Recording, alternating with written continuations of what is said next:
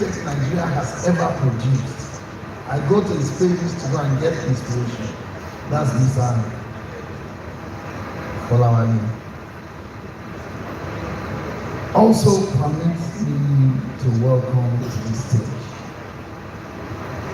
my brother, my friend, my mentee, my brother in the Lord, the co-worshipper, one of those, we are under a great man of God that we all know as PG in the church, Pastor Godman Akinabi of the Elevation Church. And we share that auction together. At the Elevation Church, we say we make greatness common. So permit me to welcome Mr. Eddie Otomeo, CEO, Property Leader Limited, the developer of the Brown Heights 7. So, this stage has women. We need to carry it. If I see them on right? today, Because that's your Women's Day in March. Ibile man. And April, women extended their day into April. And very soon they'll tell us it's Mother's Day. So we'll be bringing on board a lady. Not just a lady, a very powerful lady. She was my account officer while she was at GT Homes, formerly Imperial Mortgage Bank. She went on to set up a property marketing company called Downhill Limited. Today, she's one of the leading women doing developments in real estate. You know, they are very few. Please permit me to welcome my friend, my sister, my mentee, in whom I am most pleased, Ebere Masiri, CEO, Downhill Limited. I think my job would have been done, but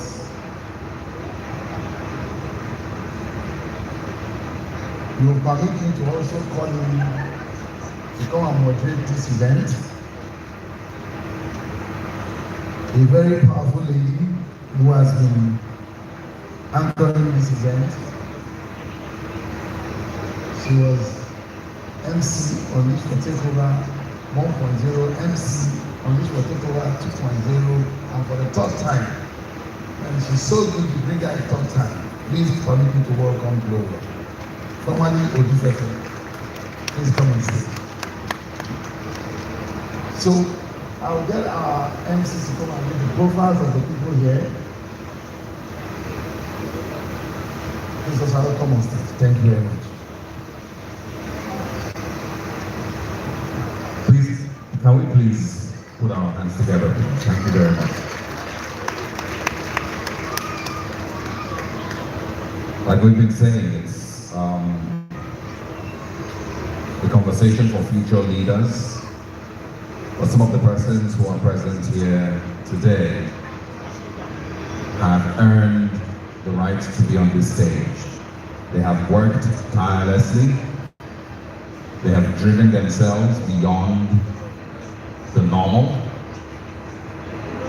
They are inspirations in their own right. I'll start with the CEO, Crespo Homes and Properties. Mr. Obinna, CEO, Crespo Homes and Properties, is a full-service real estate firm with over 9 years of excellence. Under his leadership, Crespo has developed 88 residential units in Lagos in just the past 2 years, ranging from modern flats to luxurious duplexes. Ladies and gentlemen, a round of applause once again for Mr. Obinna Uba.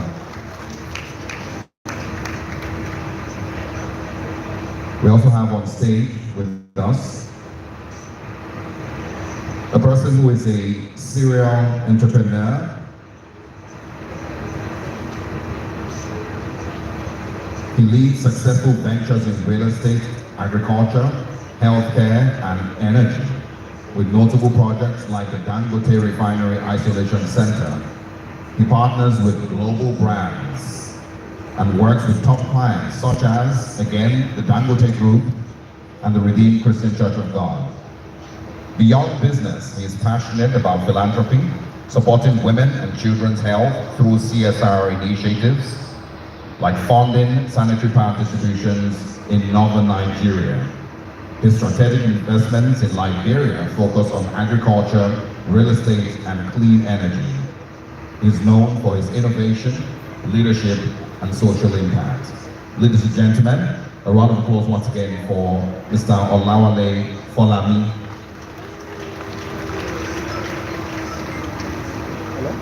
We also have on stage a renowned property developer and entrepreneur with a passion for transforming spaces and enriching lives, with a keen eye for opportunity and a talent for bringing visions to life. He has established himself as a leading figure in Nigeria's real estate industry. Through his companies, Property Radar Limited and Pradin Limited, he has developed numerous iconic properties, delivering exceptional quality, comfort, and style to discerning clients. His commitment to excellence, innovation, and customer satisfaction has earned him a reputation as a trusted and respected property developer in Lagos and beyond. Ladies and gentlemen, a round of applause for the CEO, Property Radar Limited, Ediri Otomowu.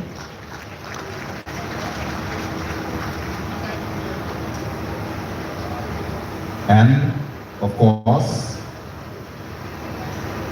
we also have on stage, fully representing the powerful, very powerful women in the industry.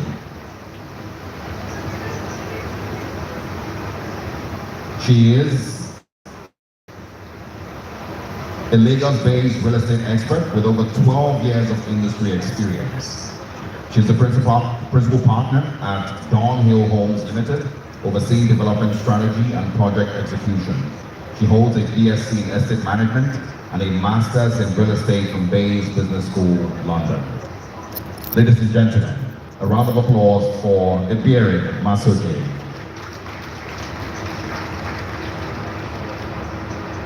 And now I'll hand over to Gloria to, of course, lead this panel session. Thank you very much, Osaragi. All right, ladies and gentlemen, we're about to have a very quick panel session. We have 24 minutes, and then we'll take questions right after. So I want you to pay rapt attention. Don't pay me money, don't pay me goodness. All I want you to do is pay me your attention, so that you can get something away from what we're talking today. And to my panelists, please be as free as possible. Share your secrets, share your thoughts, your experiences. When I ask you a question, how have you done this? Don't say the Lord is helping me. I know the Lord is helping you. But like, can you open up to us and let's know, lay it out there so that our audience can get something today. So I'm going to be starting, of course, with the woman, because ladies first. Every area we're starting with you now. There are women in the room, women that are in an industry that is somewhat male-dominated, right? Now share with us, what has your journey in real estate taught you about leadership and resilience as a woman in real estate? So, as a woman in real estate, I would say you need to work twice as well. So, you need to put in lots of work, just like the way you would ordinarily work. It has to be twice. And what has helped me in this industry is integrity. Integrity is number one. So as a woman, you need to have integrity as a watchword. That's number one. And in a male-dominated area where you have more male developers, I bet you have to work twice as the way the men would work. That has really been what has helped me in the past. Thank you very much. So integrity and constantly working hard twice, even more than the men do. Yes. Thank you very much for that substance answer. Thank you. I'd like to come to you, Obina. Now, I, for one, am somebody that values mentorship, because I know that mentors are the guiding light. They cross that path that you're about to walk. Right, so they know where you're supposed to put your leg, where to hurt, and how to navigate the troubled waters. And so I do not joke about mentorship at all.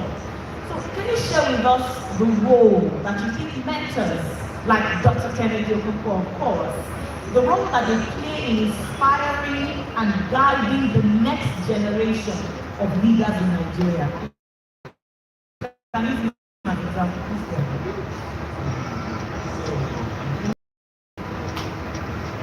Dr. Ken has done a great job with real estate. Can you hear me? Can you hear me? Okay. So I'm a huge fan, and it's because the past 10 years, he has pioneered real estate in ways that most people in this industry haven't been able to. Right? His watchword, integrity and value creation has been something that people can learn a thing or two from. Right? In an industry where there is a lot of talk about people not delivering or people not getting money's worth, he is a prime example of someone to look up to, and I think that is one of the things that has inspired me so far in my journey. I think anyone I talk to, anyone that cares to listen, would hear the name of Kennedy, after a few sentences. And being mentored by someone like Dr. Kennedy, I don't think you're going to get a lot of things wrong.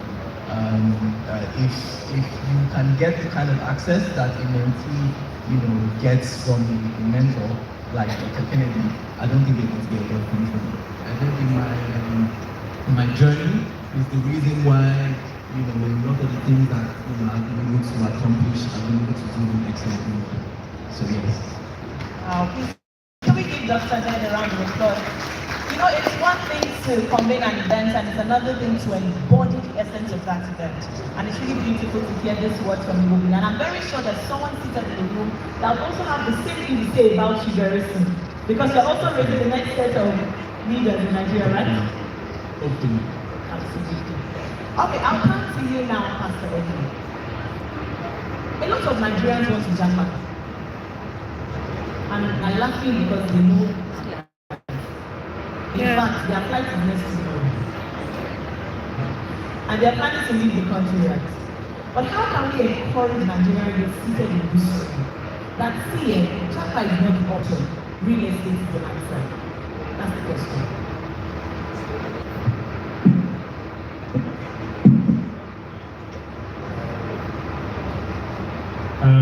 Thank you for this opportunity, Dr. Kennedy and the CEO of Lagos. Minister, I am a clear example of do not Japan, and this is because I came into Lekki after my service, week service, and I was in Lekki with some guys. A lot of them have Japan now, and I said this because at the time we were Japan, they wanted us to Japan together. But people just encourage you. This person don't travel. Can't travel, I'm not going to go. There are people who they encourage them. So they told me. But somehow my spirit wasn't led to Japan. I never applied, I was not interested. The hustle here was tough, it was difficult. But the easier way was to run away. So when I traveled, I was in America, I went to see one of the guys that Japan. And I asked the guy, are you investing? He said yes. I'm like, you were doing well in Nigeria. You sold your car. You had a pure water business. Sold it. And you are here. And you're hoping to get better. Another time, I was in the UK also, not playing down on whatever they're doing. But the thing is that when I traveled and I see these people, they see me differently. Right? I stayed here also and I built something that is just blowing everybody's mind. It was because I believed in myself. I believe in this country. I believe that there's a lot of opportunities here. What you're running to go do outside, a lot of people are coming in. Go to VI. You see Lebanese and the rest opening businesses up and down. I have had privilege when I was working for people to work with the Jewish. I work with the Lebanese people, the Chinese. And I realized that there's a lot of opportunities here that we as Nigerians don't see. because we're short-sighted. Some of us have parents that are building businesses that we're supposed to take this business to the next level. But we just want to be a white-collar job. We just want to just squeeze ourselves in. We don't see that there's a lot of opportunities here. So I'm telling you that if you need a reason for not jackpotting, look at me. If you encourage a round of applause, better for Pastor Adrian. Okay. So there are quite a number of people in the room that can relate to your story, right? You decided that Nigeria is where the money is and Nigeria is where they're going to stay. Now, there are people in the room, still with you, sir, that would want to definitely venture into that real estate, but they don't have the capital to start. It might have been easier for you. Maybe you will share with us your story, how you started. Did you start with enough support, with enough capital? So what are the practical steps that any man or any woman, any young male or female person seated in this room can take to start in real estate without capital? Okay, thank you. Again,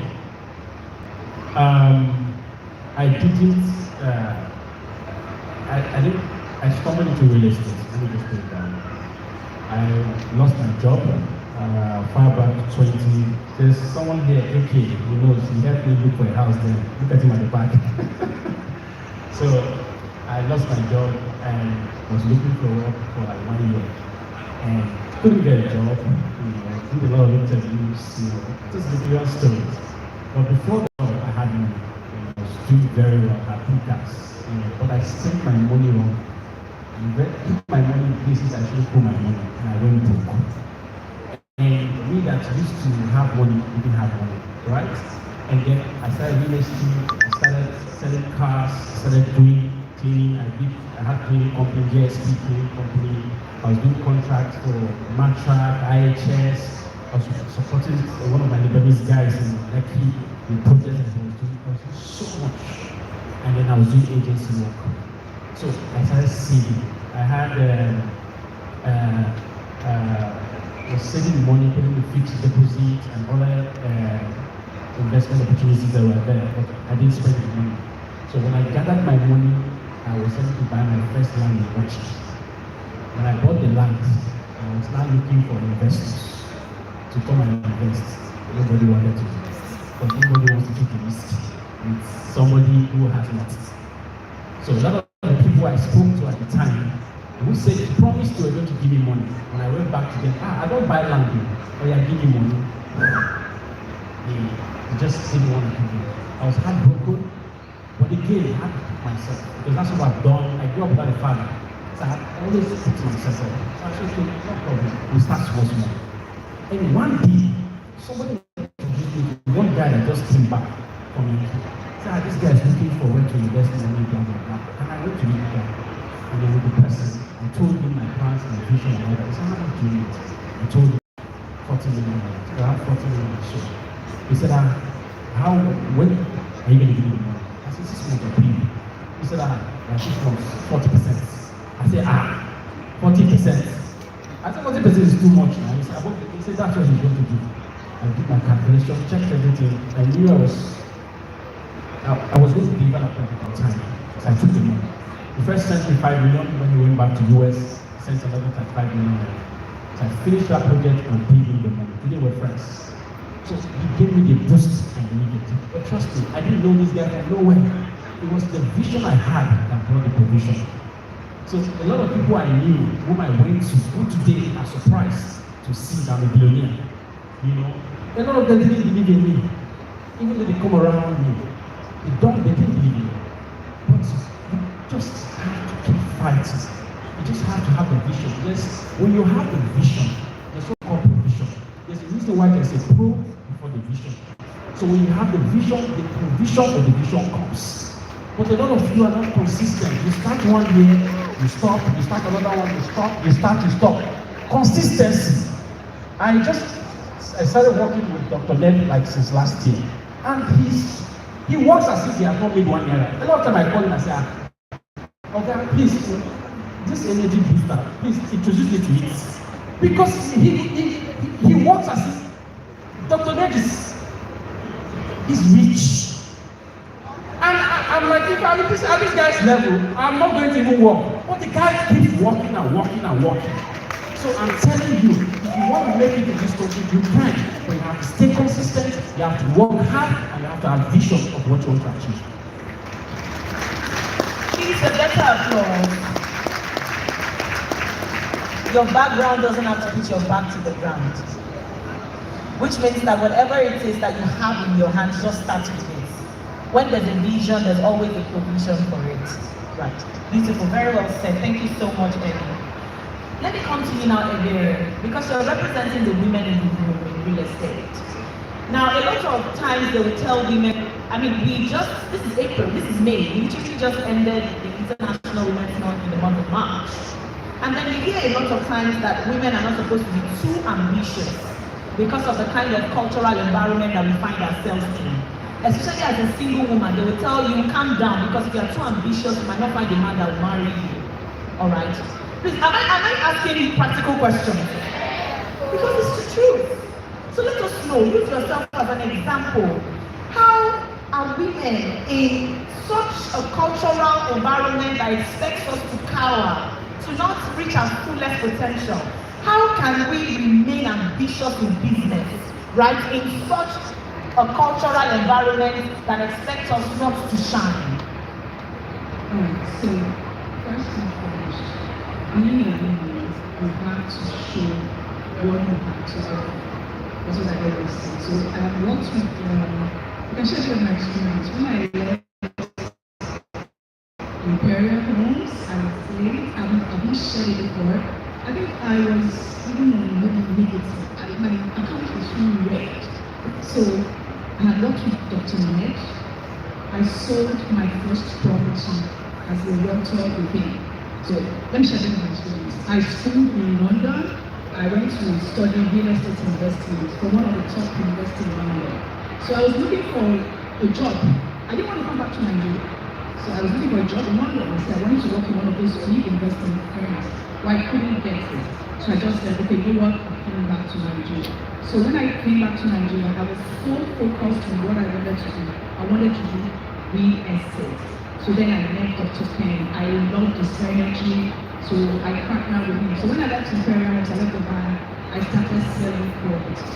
So I sold properties and my clients were happy that so you could buy a property within 10 months, you deliver. So that means I sold credibility to those clients. So those clients now knew that, oh, this woman has value to offer. So at that point, there's no limitation. So it has to do with your mindset. If you are offering value to your clients, they will put away cultural bias. That's the wrong issue. Because they know that you are creating value, irrespective if you're a woman or a man. So I have been able to create value to these clients, and they saw, oh, my real estate is giving me value. Maybe can I have more properties? Wow, okay. Victoria Press 2, next, they key into it. Victoria Press 2, they kept keying into this project. And before you know, maybe let me give you more money, let's start real estate development. That's how I was. So I was able to give them value. At every point in time, once you can create value for this client, you have created, you put yourself. So they're not going to be looking if you're a woman or you're a man. So sometimes I don't feel for us women, they cannot trust women more than even the men. That's the honest truth. That's true. They trust men more than men. It kind of, with your money, they feel a woman sometimes might be more emotional than the men, for example. In my own experience, I've noticed this. So by the time they're dropping money in you, they see you are a woman, they feel more at ease. I've seen it, I've experienced it a lot. So sometimes they want to assist you, that's what they say. But at the end of the day, once you can create value, once they are seeing that return on investment, they don't care if you're a man or you're a woman. What they want to see is their returns. The only problem that would arise is when they don't see value anymore. Then at that point, you're going to struggle as a woman. But for me as a woman, the first thing I want to always say is I am creating value my client. And I'm very emotional about the business. That's the emotional. I'm very emotional. So that has helped me. So I think how can someone buy a house and is not earning returns on it? So we go the extra mile to ensure that we are creating value. So I think that has actually helped me even as a woman in this industry. A round of applause for her. She knows she's creating value and is able to communicate that value to her clients. It helps. Let me come to you now, Obi now. The conversation is on real estate and the power of possibility. Building the future without limits. So from your end and your experience in real estate, what does a future without limits actually even mean? Is there anything like that? A future where there are no limits at all? Right? What does it mean in the context of Nigerian real estate? And judging so far, are we close or far from that future? So I think that the future of real estate, right, is one where we're able to achieve an ecosystem where there is a perfect blend of innovation, right, inclusivity, right, and sustainable development. So let me explain what I mean. So we've been in this, I mean, the industry is very long, it's as old as time, right? And we've gone from mud houses to, concrete buildings, and we're still innovating, right? We've gone from power generation using fossil fuel, and now we are using things like solar powered power generation, right? So that's innovation. So there needs to be a constant evolution, right, of innovation, right, and then we need to also create an ecosystem where there is a lot of inclusivity. So what I mean is both gender, male and female, both middle income earners, not just the elite, right, can be able to access housing, right, and then obviously it all has to be sustainable. Thank you very much. Please, a round of applause for him. Thank you very much for that. Now let me come to you now, Ola. We were talking, and you said you have a lot of businesses aside from the state, although you have a background in architecture. Now, why don't you share with us and everybody in the room, what other opportunities would you like to see for more young people in the industry, in real estate? What other opportunities are there available for people seated here to plug into in real estate or in other fields?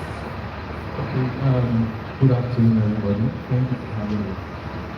Quite interestingly, I have a mentor which has adopted one of the very strong slogans which says, nothing is impossible and impossible is nothing.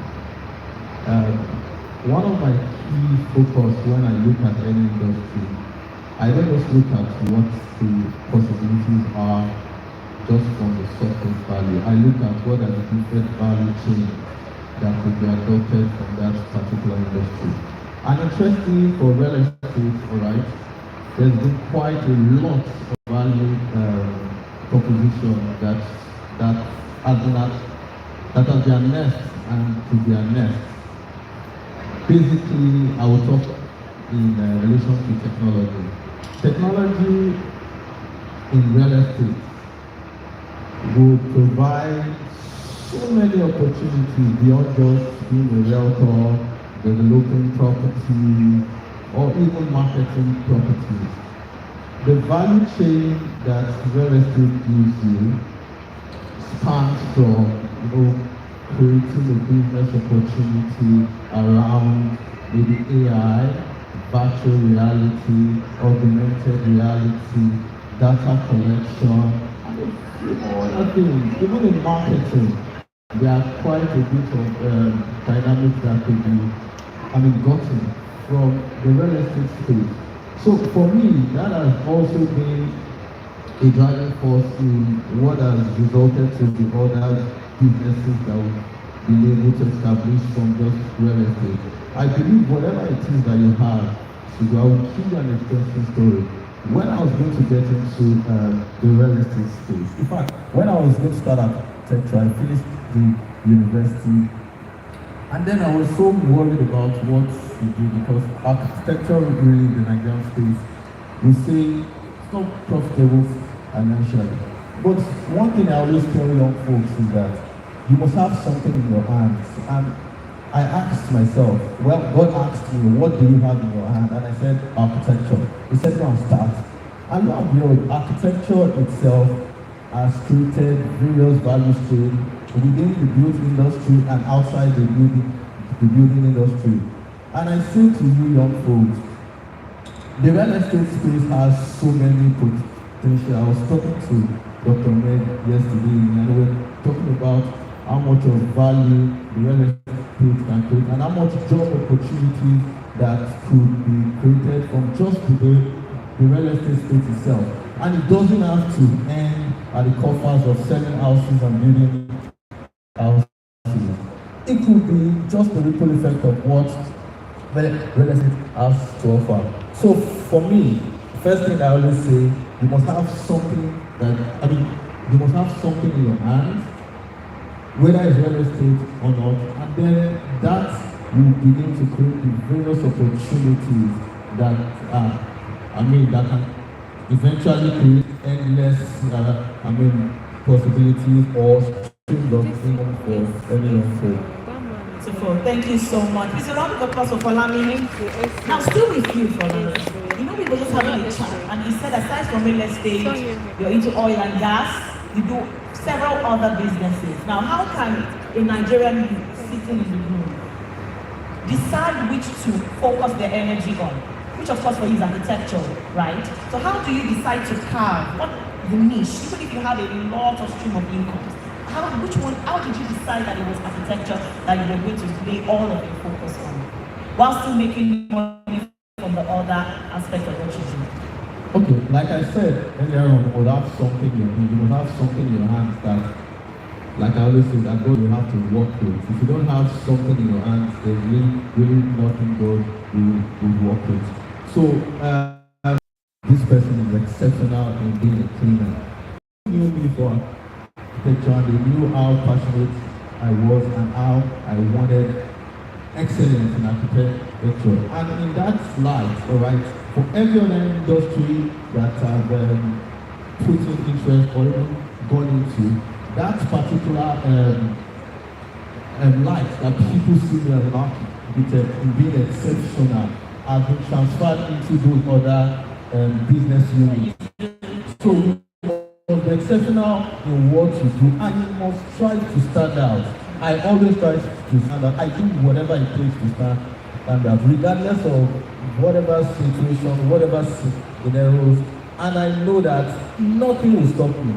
You understand? So if you are known for something and you're known to be exceptional in that thing, it then gives opportunity for people to even trust you beyond your basic or your fundamental place of expertise. So like I always say to young people, be exceptional at what you do, no matter how small it is. Like we all say, I mean, like the Bible says, you that is faithful little, you will be given opportunity for much. So you must be good at what you do, alright, and then that will make people trust you for bigger things beyond your fundamental key place of expertise. It's a round of applause for that. I don't know if you're learning a lot. Excellence in one thing will spiral into others. It's just a ripple effect. Right? When God finds something in your hand and you are excellent at it, you are very good at it, there's no way it will not affect other things that you're doing. Right? Dr. Ned Okonkwo doesn't just have one stream of income, but you can find excellence in everything. Because that one primary assignment that God has given him to solve the housing deficit in Nigeria, he's doing it so well. And so you see it spiral into other aspects of his life. And that's one thing I want us to go home with. That whatever it is you do it so well and be good at it so that it can spiral into other parts of what you do and other things that you represent. So finally, you have questions. I know you have questions, and yes, I'm going to come to you to take your questions. So closing shot, I'll start with you, Folamini, and then I'll move to Obinna, Iberi, and finally, right, closing shot. the future without limits, future of real estate in Nigeria without limits. What do you see in another 3, 4 years, 5 years about real estate in Nigeria? Okay, like I said earlier, nothing is impossible is nothing. We see the global markets, the local real estate markets, like we all know, for example, Dubai. Dubai in 1990 was literally nothing less than a desert. I believe strongly that with the way the real estate market in Nigeria is going, with the impact and the engagements like this that is happening in the real estate space, I believe in the next 5 years, the real estate space in Nigeria will be ranked as to match any other major real estate city that you find. And I believe every one of us here are integral part of that success, which, like I said, we can do this in the next 5 years.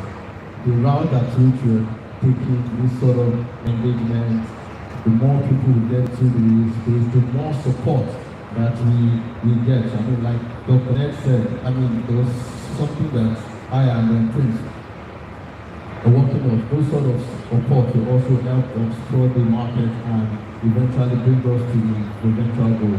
But like I said earlier on, and I'll tell everybody here, nothing is impossible and impossible is possible. Okay. Please, a round of applause for Lami. Thank you so much. Obina, parting shot, 30 seconds. Okay, so everyone about Africa being the next frontier, and we are not wrong, right? We have the largest population of young people that are going to need housing, and by that, there's going to be a lot of investment opportunities for both, private sector, international investors, people here locally as well. So I think in the next 5 to 10 years, we're going to see a lot of players coming into the market, a lot more young and locals coming into the market, and a lot more investments coming into the market. And I think what I would like to implore everyone was here is skill up. Eddie was saying something about, even Rally was saying something about being good at what you do, right? As a cleaner, be the best cleaner. As bricklayer, be the best bricklayer. We're going to need a lot of skilled labor in this space as these investments coming, as these players come into the space. So everyone here, I think Dr. Ken set up an engineering academy some months ago. You can start there. Go into these places, learn a skill or two. There are project management courses that you can take, to get into the business. People who are, interested in financial literacy or, investments, go into, interest for someone, learn the ropes and understand how to use capital, understand how to use debt, right? And then come back into, the space and be productive, right? Either as a small player or as a big player, because Africa is ripe for the taking, and we young people, we are the ones that want to make it work. So we have to dust our shoes and then get to work. Dust your shoes and get to work. Please, a round of applause for Obina. Thank you very much. Yes, Obina, please.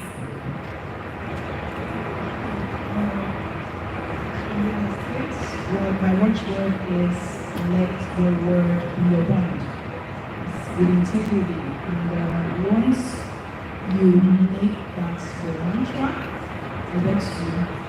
it's open doors to more opportunities. So if I say by this time I should be delivering a project, I should ensure I have what it takes to meet the deadlines. So what that means is discipline. Lots of discipline has to come in.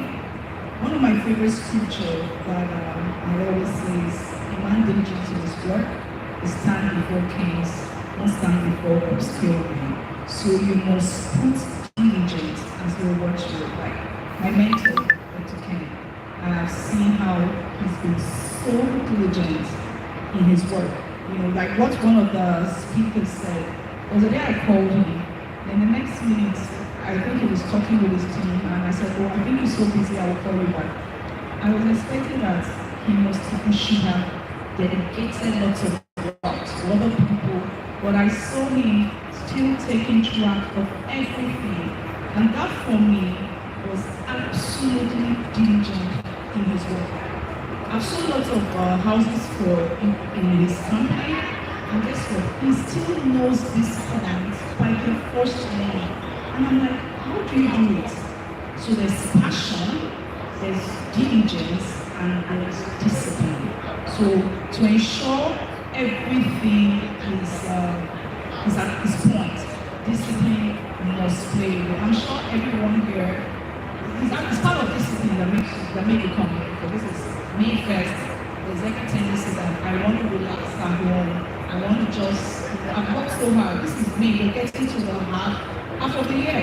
But everyone is present here because they are purpose-driven.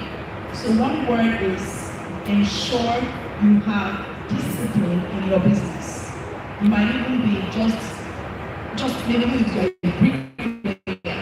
discipline in terms of getting your work done. Another thing is trainings. You cannot overemphasize it.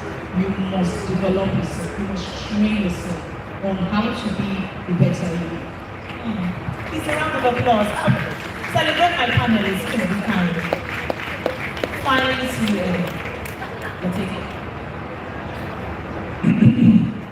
Okay, so the future for real estate for me is that in the next 4 to 5 years, with the renewed hope agenda and with the changes in the policies and the growth that we see, we would have more of the young people sitting here building. We would have projects outside Lagos. I speak to people and they say, I'm building in Port Harcourt. I put in 40 million and made 70 million. I say, in Port Harcourt? They say, yes. So I'm like, you didn't make that kind of money, so it's not just in Lagos. So my point is, you should also look outside Lagos and look for opportunities. First, be a person of value. If you can't add value, you can't make money. Second, you need to show up. You always need to show up. For those of you who are agents, you know what showing up means. If you make a client yesterday disappointed you, when you wake up the next morning, what do? You keep hustling. You always have to show up. And that brings me to consistency. You always have to be consistent. You cannot give up. You give up and you lose. So you always have to be consistent. The other one is that you have to save. My dear, your friend they wear Rolex, this one they wear that one, not your business. They won't drive the expensive car. The time they come, you go drive that car when you want to drive. But the first thing is you have to save. When I was doing stuff, when I was saving, I used treasury bills. So I put my money in treasury bills because treasury bills you can't take that money. Fixed deposit you can liquidate. Treasury bills you can take. There's Eurobond. You can put your money in dollar, you can invest your money. Then after you've done that, look for nice places. There are places outside Lagos you can always invest. Then you scale small. All of us will reach there. Thank you. Thank you so much, my partners. Let's take a few questions. 1 and 2. Okay, please. Quickly. So your name, once again, just one question. Your name, what you do, and what the Lord has done for you. Please. Okay, good afternoon, everyone. My name is Kwaisalaji and I'm a realtor. Oh, thank you. My name is Kwaisalaji and I'm a realtor. I actually have 2 questions, but I'm going to try to put them in one. Okay, so for Mrs. Masuji, yeah. So as a young new realtor, how do I navigate gaining trust and respect of clients, particularly new, right? And how do I distinguish between serious and buyers that come? And then Mr. Fulani, quickly, just a quick one. The architectural landmarks in Nigeria, right? I'm someone that I see architecture as art. So how do you, in your own way, implement sustainability in the form of art way, and also in a way that it attracts international clients, quote unquote, because those are people that invest in real estate in Nigeria, international clients. So how do you think we can do that to help boost our tourism and all of glass. If you get what I'm trying to say. Thank you. All right. Let's continue. Thank you for the question. So as a young female realtor, the first thing is you have to be very professional. So this is it's not just buying, you're not just selling a home, you're selling a lifetime investment for your client. So you must be very, very professional in your business and also your trainings. So if the male counterpart, like I said, looks at your profile, sees that you are a professional in your business, he's going to be talking strictly business.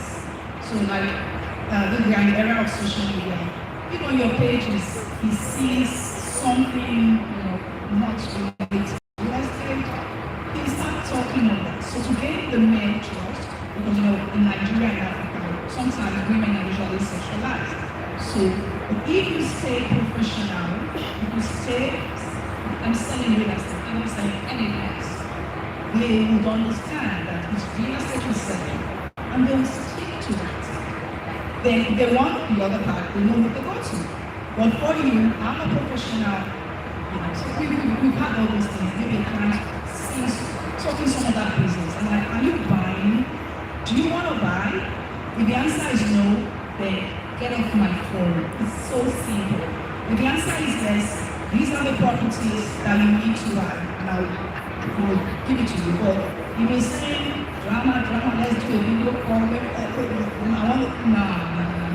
So by the time you act very professional, you gain the trust of that male client, and he knows you are indeed a professional. And does business over and over with you. I hope I answered that question. Lovely. You attract what you look like. I think so, attract what you look like. All right, Kalani. Okay, quick one. I'm just going to give the three highlights. The first thing is we try as much as possible to highlight align all our buildings to be energy efficient. We try as much as possible to align with global trend and ensure that all our buildings are green. What we also do is that as an architect, we try to have collaborations with architectural practice around the world. That also sharpens our design skills. We have instant transfers here and there because when we collaborate with architects, we can impact the building space. Lastly, we try as much as possible to practice what we preach. An architectural firm that has transitioned into different business units, including the real estate space. We try to lead by example, do projects that actually give this key element to the built-up space that any one of us that are contributing to the space can learn from and then sharpen each other in the research. Does that answer your question? Okay, maybe you see personally after. Thank you. So let's take the second question, please. That hand raised, that guy there. Please help me with the microphone. Okay. We can't hear you.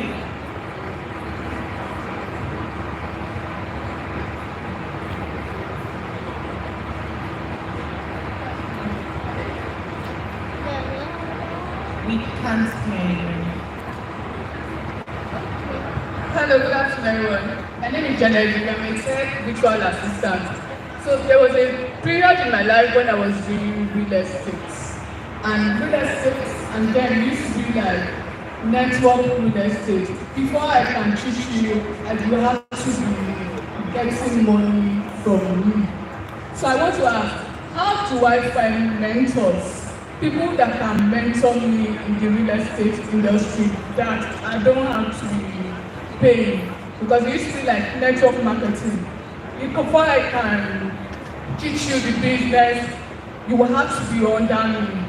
So if I don't want to go that route, how do I get mentors in the industry? Thank you. Would you like to answer that? Because I think that's where your big one is. Okay, so I'm just going to say simply, there are people putting out great work out there everywhere. If your intent at identifying, excellence in space, you are going to find 1 or 2, 3, 4 people who are doing well, right? The best way to, for lack of better words, recruit a mentor is by being of value to that mentor. That's the best way. I mean, the other way is you can pay them, you can try to, I don't know, that other ways, right? But the best way, and just to answer your question, one that wouldn't cost you a lot of money is by being of value to that mentor. So let me explain, right? So you need to understand, just like what Wale was saying, he mentioned God can't work on something that you don't have. So you need to understand, you need to identify what you have as a skill that you can use to put yourself out there and try to align, right, with possible mentors that skill can be of value to. Right, let me use myself as an example, right? About 8 years ago, more than 2016 thereabout, right? That was when I got into real estate. And I also got into networks like the one you described, but I didn't last long there, right? I found my way into a space where I was much more comfortable with, where I could determine my work time. I pretty much could, pick my path, right? And that was when I ran into really good development like Dr. Ken, right? And at that time, he was working on, I think, Victoria Crest 3 or thereabouts, and that was when I, found his development. I think at that point in time, his development was one of the maybe 2 or 3 developments in the entire Lekki corridor that had shared amenities. Right? It was alien to me because I grew up in Surulere, right? I grew up in an area where, we didn't have those sort of things. So it was alien to me. I didn't understand what was 24 hours electricity. I didn't understand what was, shared water treatment systems and stuff like that. But I saw that in that development. And right there, I was able to see that there was someone in the market who was doing really good stuff. So what did I do? I figured out how to align myself with him. I have a background in digital marketing and online business development. So those skills are very important in real estate because it helps you market to people who are looking to buy products. So I was able to use that skill of mine to align with his company and sell as many units for Dr. Ken and Netcom Books. And I think in 2019 I was awarded one of the best-selling realtors. And fast forward, it became one of his mentees, and now I am here doing really good stuff. So that's an example of how you can align yourself with mentors in the industry. First of all, you need to understand how you can be of value, to these mentors in that space, and then try to align yourself, with their organization or with this mentor, and then, take it out from there. Thank you very much, Odina, for that answer. Very well answered, very well. So we have just 3 minutes more. I'll just take one more. Just one more, please. Okay, let's take from over there. Over there. Quickly, please. My name is Henry. So I'm here. Where? Yeah, this is good. Okay. Alright, my name is Henry and I'm a relationship manager. We can't hear you. My name is Henry and I'm a relationship manager with First. So as someone who has worked in the financial space and with clients, I often see the gap between developers and everyday buyers who want to own homes. My question is this: in your experience, what practical steps can banks and developers take to make mortgage solutions more accessible, especially for first-time home buyers? I think we can pick that question in other panels, yes. This particular panel is about the future of Nigeria. You understand? So that mortgage and all of that will be in subsequent panels. Okay. So I think, okay, let's take her. And then here, please to the front, someone in front. Hello, I have a question for Ms. Ebiri. Can I go ahead? Okay, that will be the final question because of our time. Okay. I have a question for her. As someone who schooled in London with a good educational background and qualification, and she returned to Nigeria, I want to ask, when she came back to Nigeria, were there barriers of being overqualified? Because the reason I'm asking this question is, I'm an aerospace engineer and a senior Tesla engineer with a background with building cars under Elon Musk in Europe. Coming to Nigeria and trying to bring foreign skill sets to the country. Sometimes I go to some places and people are, intimidated by foreign expertise and qualifications. If you experienced some form of barriers when you came back into Nigeria, how did you break through seemingly being overqualified, schooled in Europe, and probably have some international work experience? Thank you. I get what you mean. Sometimes, yes, coming from a big school, you spent your hard currency, you want to come back to Nigeria. So it seems you might overprice yourself to some recruiters. But if you're focused on the kind of thing you want to do, search for the company you want to work with, check their profile. And for me, I was so targeted. So I wanted to work in the residential real estate industry. And my first interview was how I got a job. So I didn't even go scouting for different companies. So for me, it was well targeted. So you have to target the right company. And I bet you, if you target the right company, it will match your qualifications. So you won't have to face being overqualified or being underqualified. Nigeria is a fantastic country. Even if you went to Harvard, you will still match where you're going to come to work in Nigeria. So even if you went anywhere else, Nigeria is a fantastic place. You would come in and match your qualification. You will earn the similar and over earning what I would have probably been doing in the UK. But then on the long run, you will gain it. Thank you so much, everyone. Was that an amazing panel session? Please give my panelists a round and illustrious round of applause. Please let's take a quick photo. Can we have our group manager director and of course, Dr. Onyeka join us for the group photo.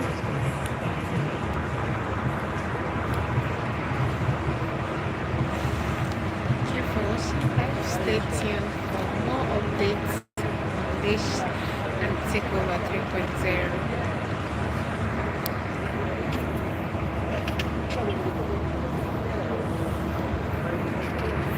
Please can we celebrate the CEO of Lagos, the only CEO of Lagos, as she joins us, the Deputy Managing Director and then comes